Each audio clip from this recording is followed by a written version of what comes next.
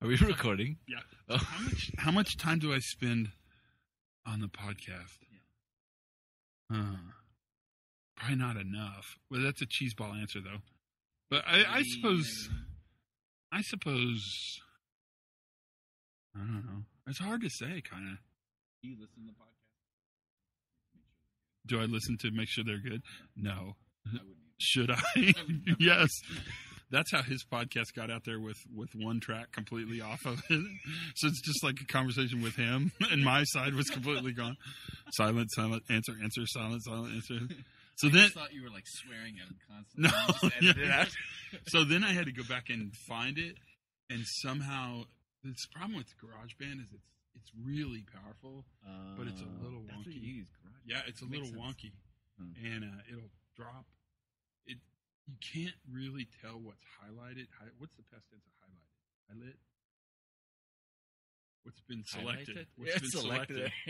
And you say you can't tell, and so when you push delete, a lot of times it selects stuff you don't want deleted. Which, if you catch, is not a problem. Just Control Z and you're back out of it. But when I got Scott Chappelle's podcast, the part that was missing from the master.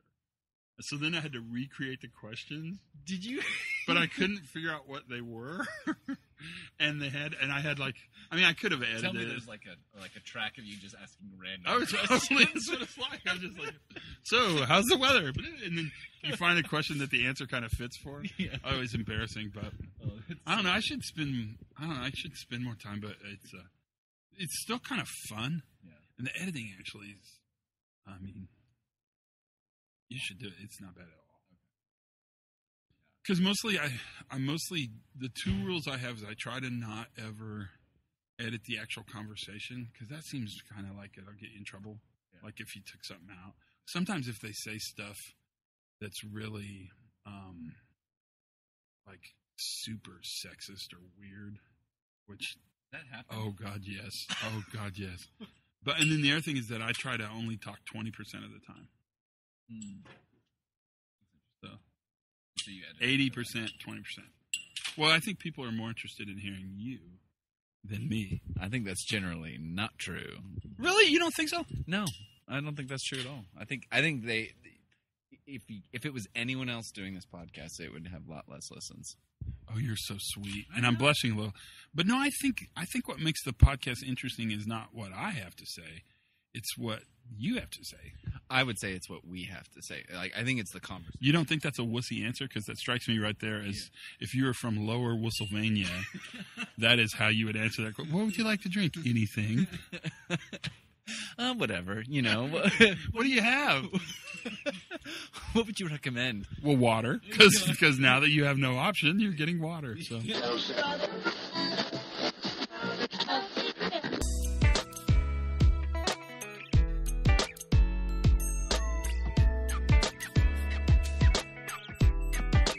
Howdy, everybody, and welcome to the Pre-Accident Podcast. That truly was the longest introduction teaser piece I've ever put on a podcast in the history of mankind, and I had to cut a bunch out. So this podcast, I just want you to know, is a special edition podcast just for you. We made it just privately. There's just the three of us, Ron, Gantt, myself, and you. And Ron and I had just done a big meeting, and we were sitting outside of Camp Electric, and we were at a great little table outside. It was a beautiful day. It was gorgeous, like 73, under an umbrella. It's like 2:30 in the afternoon, so there was no alcohol or any substances at all involved. And I had asked Ron if we could get together and do a podcast, because I'm always curious what he's thinking about, because he's working that Safety Differently website with Daniel Hummerdahl. And so he really is kind of on the cutting edge internationally of the blog and the things that are being reported. So it's always completely worthwhile to check in with Ron once in a while. And this was one of those times. But we got tickled because our friend Jared, who's a safety manager for a rather large tree company in the western part of the United States, had told a story earlier about his 4-year-old son just out of the blue looking down at a big pile of dog poop and telling his father that is a really big pile of dog poop, only he didn't say poop. And Jared was horrified, the best parent in the world, worst parent in the world argument, because he used the S word. A little 4-year-old boy used the S word, and we were just laughing about the fact that he probably wouldn't have pointed it out had it not been for the size of the pile. And so that started this whole discussion, and the mic was on, so we just kind of let it roll, and he was asking me some questions. So that's what that introduction's all about. Sorry, but it's probably, maybe you got to, it's kind of funny, so you probably got a chuckle out of it. And just know I cut the unseemly parts out of the system. So there we go. This is the podcast. It is a discussion with Ron Gantt and I. What do I have to tell you? It should by all rights be towards the end of the great month, the mid-month of July, because that's when this baby's going to roll out, I think. And there's all sorts of excitement happening, at least in my part of the world. I'm spending the summer with my friends at Alabama Power, so that's kind of fun. And I'm getting to spend a little time with them, and that's always a good time. I had an amazing time recently with the pulp and paper people. He says, pardoning my alliteration. That conference in Florida was really fun and kind of fancy pants. I thoroughly enjoyed it. Got to see all sorts of people from ORC, HSE, or at least Steve Newell. That was, and he is all sorts of people. So it was a great time. A good time nonetheless. I hope you're having a good summer. I hope everything that you wanted to have happen this summer is happening and your wildest dreams are coming true. That would be important for me. The workshop in Atlanta, October 2, 3, and 4, looks like is steadily kind of filling up. So if you're interested, pull the trigger on that if you want to go, because we'd love to have you. More details are available. Just look where details on stuff like that are. The workshop in November in Toronto looks interesting. And then this advanced safety differently meeting we're talking about having looks like it's really shaping up as well. So there's good stuff going on, that's for sure. I heard HPRCT was great. I was not able to attend because I was taking 4 octogenarians on a cruise ship to Cuba. And I should tell you the story of that when we have lots of time, because that, my friends, was a great trip. Nobody cried. Nobody fell over. Everybody had a good time. That's about as good as it gets. And Cuba is, if you haven't gone, it's completely an interesting experience. It really is an interesting, we had a great time. So let's jump into this podcast with Ron and see what's happening. Basically what I'm asking Ron is, what's he seeing? What's he feeling? What's happening as we look forward down that safety differently path? What's going on? And so that conversation is pretty much the conversation you're going to be a part of. Thanks for listening. If it's your first time, what an interesting podcast to choose to start listening to the podcast on. This would be an interesting one, but we're glad you're here and you're welcome. There's a ton more podcasts. They're all free and available. Just get them wherever you want to. You can have them all, baby. You can have them all. Until then, sit back and relax, because this, my friends, is Todd and Ron sitting outside on a beautiful table under an umbrella on a Tuesday afternoon in the summer of 2018. What are you thinking about now? So first of all, the whole new view safety differently thing's catching some air. Oh, yeah. I mean, in a big way. What's it making you think? Well, yeah, so a lot of things. So one, it's exciting to see, like you said, it's kind of becoming more accepted. People are talking about it more. You're starting to see new people, new organizations pop up. And that, I think, is good. But it also sometimes scares me because I'm starting to wonder, where's this conversation going? But in some ways, like, even as I say that, I sort of like, I don't know, I question my fear and say, you know what, that's kind of a good thing to be afraid a little bit, because maybe new things are going to emerge out of this that are going to be interesting and exciting. So probably true, but if you're not bucking the man, if you're not giving it to the system, if you're not on the rebel side of the equation, is it less fun? Does it lose some of its cachet? That's a really good point. Well, and certainly there's a drive as it starts to pick up momentum to push farther. You know what I mean? Daniel Hummerdahl and I, we had a conversation over email that we ended up publishing on the Safety Differently site, where he called it Safety Differently. And it was kind of along these lines, like, okay, at some point, safety differently is not going to be different. If we do what we want, then it's going to become the norm. What happens then? Well, we push beyond that, and so like there's this drive to keep creating and keep innovating. You know what I mean? Well, when John Wesley tacked the 10 points on the wall of the church and started the Reformation, the big divide. Sorry for you people that are listening that aren't as interested. Is it Martin Luther? Oh yeah, it is Martin Luther. Yeah, Martin Luther. The 95 theses. Yeah, the 95 or whatever. 96 points. However many, something like Yeah, there were many points. There's a certain number of points that were Yeah. Church somewhere by some guy. Yeah, with a nail, I think, or a tack. So the Reformation started, and that would have been really an interesting time to be a part of sort of the sharp edge of the sword. But what happens is that the sharp edge of the sword cuts through a lot of, and that's what's going on. I mean, you've been in the past month or so at ASSP. Are you proud of me? I got that in. And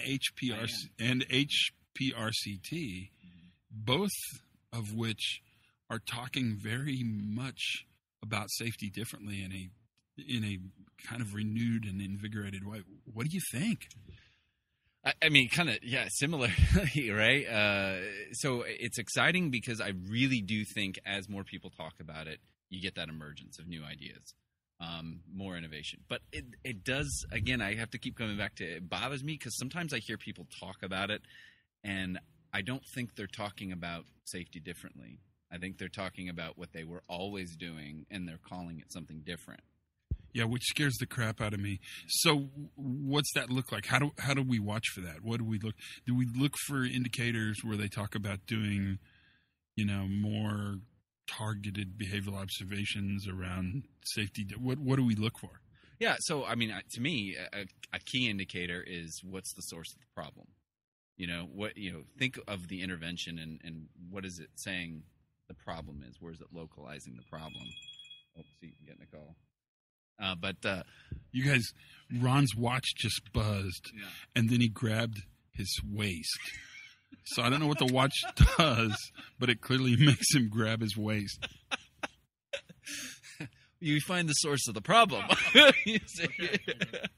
But if fundamentally the problem is the individual, the person, right? They're trying to fix the person. That's not safety differently to me. That's, it may be well-intentioned. It may even be beneficial. I don't know. That's a separate discussion. But it's not, at least for me, what I would call safety different. So how would you characterize this new view? How would you characterize safety differently then? What do we need to look for? Maybe that's a good question to ask. That's a good question. I'm filled with them. I have a million. Amazing. And that's why you do the podcast, Todd. And that's why you do the podcast. And the money. And the rock and roll. The fame. The fame, yeah, absolutely. Yeah, absolutely. No, so I totally got distracted because I immediately thought of you as the Kanye West. The Kanye West of safety. Yeah, we can say what we want to, but as soon as safety differently becomes less sexy, Decker's out. Let's just put it down. Let's put and if you hear this, Sydney, we said it. We're not afraid. We said it. No, what do we look for? What are the indicators of safety different? What are the tenets or the premises that one should be aware of? So one for sure is, I think, how safety is defined. In any sort of definition of safety that is based on what isn't there is not safety differently. I think safety differently, it fundamentally defines safety by its presence of capacity to be successful, capacity to fail safe, things along those lines. So, what that looks like in practice is going to depend on the organization and on industry, right? Because I think that's one big difference, right? And that's what makes safety differently hard, is that it's hard for us, it's easy when we say safety is the absence of accidents to just say, show me your accident rate, right? But with safety differently, when people ask for, how do you know you're safe? Well, okay, it depends. What are we talking about? But regardless, that's one thing I look for is how are we defining safety? Are we defining it by its presence, by these capacities to be successful? Secondly is how the organization, how the industry, how the system is leveraging people to be the solution to their problems, right? And to identify problems and to help solve those problems. So what's different about that than classic, like a VPP worker engagement, grassroots safety teams? The traditional, because I think we truly believed, I think with best intentions, that our involvement of employees was good. When we had grassroots safety teams, we had peer safety auditors or observers or whatever we call them. Yeah. I would tell you, and I'd be curious to see what you said, that was probably an iterative step towards engagement, but that clearly wasn't engagement. I mean, even a grassroots safety team is really not engagement.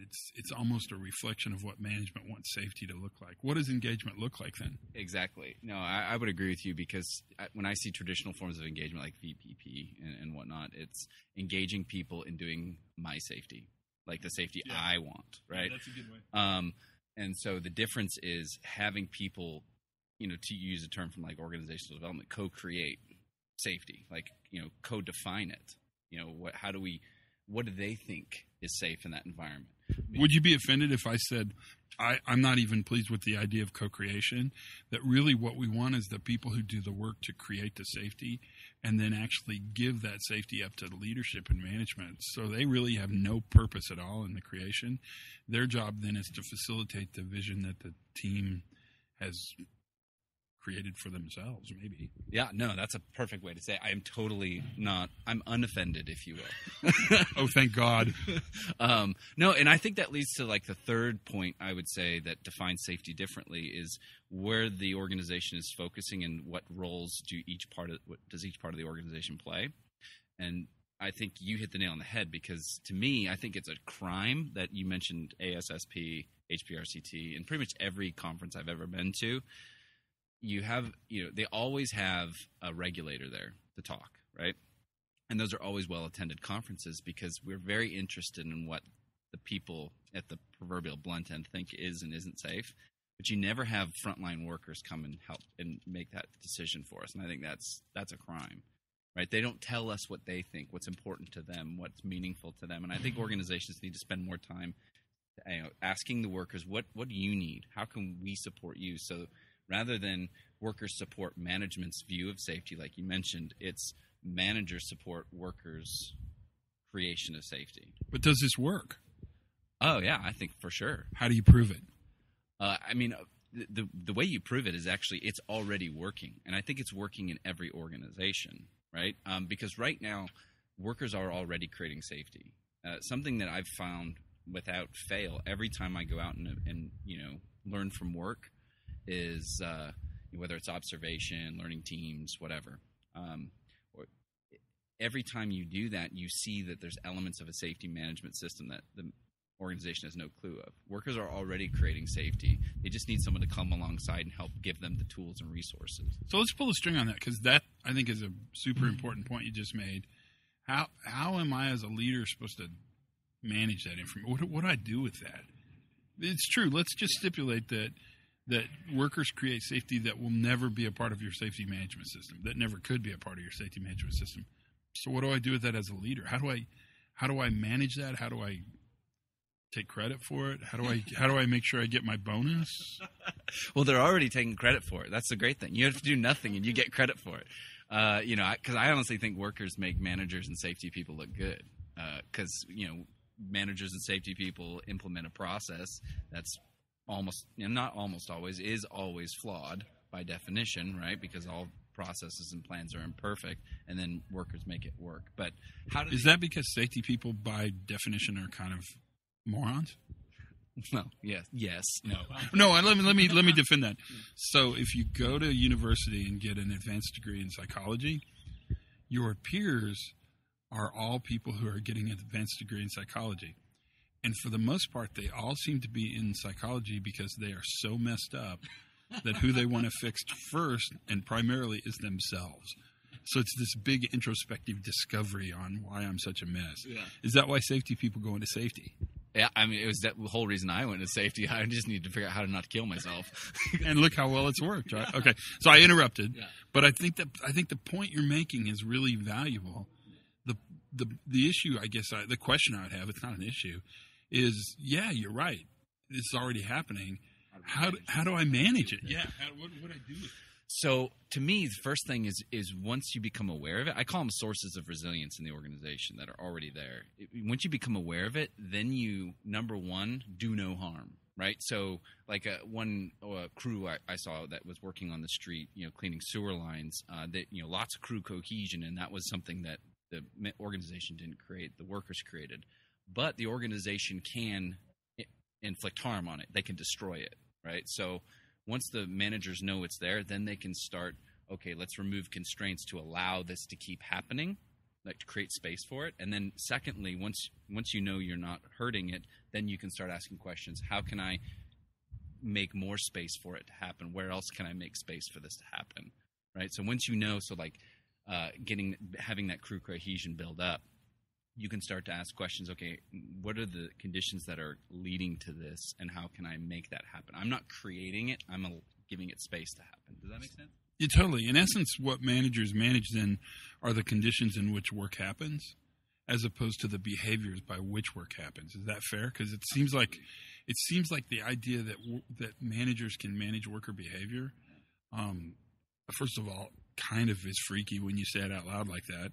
Secondly, why in the hell would you want to manage someone else's behavior? You can't even manage your own. And thirdly, the only person that manages their behavior is the person who manages yourself. You manage your behavior. But when you look at the fact that what you manage are the conditions around which success or failure happens, then that really changes the question, right? That goes more to the Hallnagel-y kind of question of what's happening when nothing's happening, right? So how do we look for nothing? Well, step one is don't define it as nothing, right? So, I mean, even though it seems like nothing because we just haven't looked at it, there's a lot that's happening. And that's sort of, at least when I hear Eric say those things, that's what I hear is like him saying, wait a minute, there's not nothing there. There's a lot happening. We just need to go out and look. And so part of it is a redefinition in our own minds. You know what I mean? And so once you realize, okay, there's things to go look at, then you start identifying tools. And there's lots of tools that are out there. Learning Teams is one of those tools you can use, right? Another one is just going out and doing, some sort of observation. I don't like that term, but I can't think of a better one. Gemba walks, sometimes people call them too. I actually recommend the longer you do them, the better, like ride-alongs, or had one manager call them a day in the life of. You actually go with the worker through the entire shift, right? Because then you can see the whole reality of the work process. Plus, the advantage of doing that is after a while, the worker gets bored of you and starts, just doing what they always do. Don't you think that's what made that show Undercover Boss so popular? It's not that the show itself is terribly clever, and for goodness sakes, their makeup is terrible. I mean, it's like, who's not going to look at that guy and say, dude, your hair totally doesn't match your body, right? I mean, but it's a normal guy with weird hair. but the fact that it puts leadership in a position where they have to sort of walk in the shoes or live in the culvert, the pipe, the tunnel, as people talk about it. That's really interesting, and that sort of very obvious attack to Taylorism, this obvious attack to the separation between thinking and doing. It stuns me that we tell people to have to do that. Yeah, I agree. I call it the rock and the shoe paradox. I don't know if I've ever told you. Tell more. So if I tell you I have a rock in my shoe, it doesn't sound like that. I mean, if it's a little pebble in my shoe, it doesn't sound like a big deal. But when you have a pebble in your shoe, it's a big friggin' deal. You stop. Oh my God, I got to get this thing out as soon as possible. Right? It's that difference between experience and explanation or description. And so until you get out there and actually feel it, sense it, it's not the same. Right? It's totally not the same. And so getting people out there to get those stories and make them more real, that's when you see more action. When managers, in my experience, start to realize that these problems that workers are dealing with are not just complaints, they're like legitimate issues, that annoyances, difficulties, struggles, that's when you start to see managers, okay, I need to support this. I need to change this. I need to fix this. So what's interesting? What's the future hold? What are you doing now? I'm doing lots. I'm talking to you right now. Hey, and it's money in the bank. It's a beautiful day. That's true. But no, I mean, I think going back to the beginning of the conversation, the next thing is where are we as a movement, as a whatever the heck you want to call it, going next? I think a big part of where we're going next, and this goes back to a conversation I had with Daniel a while ago, is we need to, I think we have a better model or understanding of work, right, as a profession. I feel like we're starting to have that conversation, going back to what Eric Hollnagel says about when nothing happens. You know, we need to understand, okay, what is actually happening there, and create models and tools and things that would help us understand it and then support it. What do you think that looks like? Because I have to tell you, the whole blue line, black line thing, I just made that up, right? That's a function of a whiteboard trying to sort of, I guess now that I have a more elegant way to say it, define that pebble in the shoe problem. But I was always interested when I drew the black line, because the black line's not real. I mean, that's just a world without friction. So when you drew the blue line, what I was trying to capture was normal variability. What I realized what I was capturing in retrospect, and there's a huge benefit to retrospect, is I was really capturing sort of what had to happen in order to create success, which is a part of variability, but variability is not very interesting. It's the craziest thing about safety differently. Like at first, human error is really interesting, and then it's not interesting at all.